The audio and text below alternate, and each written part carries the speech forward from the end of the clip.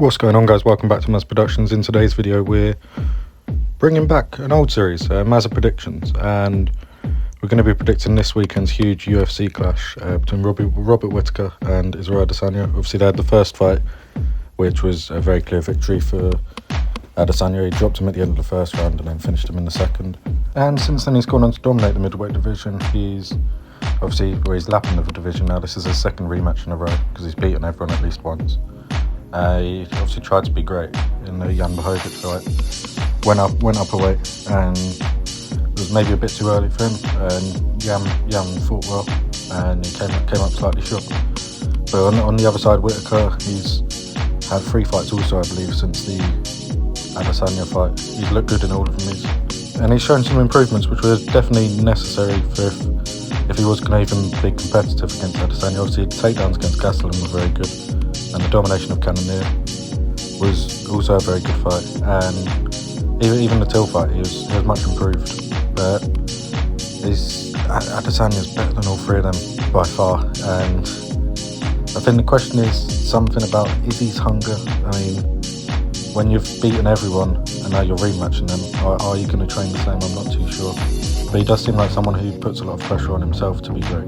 So he's definitely not someone that's just going to take it easy, but at the same time complacency could creep in, and he's probably the longest layoff of his career he's had in a while. He chose to have a break. I think New Zealand was also in a lockdown, if I'm not wrong, if I'm mistaken. But it's a very big fight. It's definitely the toughest opponent Adesanya could have, or seemingly the toughest anyway, and it's a very intriguing fight. I'm basing my predictions simply on Adesanya's performances. It seems to go good, bad, good, bad, good, bad. We had the Whittaker original fight, which was obviously good. Then we had the Romero fight, which was a bad fight. Then a good performance against Costa. Then a bad one against Jan. Then a good one against Vettori. So by that sequence, he's due a bad fight in this one. But I don't think that's going to be the deciding factor. But I do believe there's a high chance of Robert Whittaker coming out victorious, and maybe a split decision.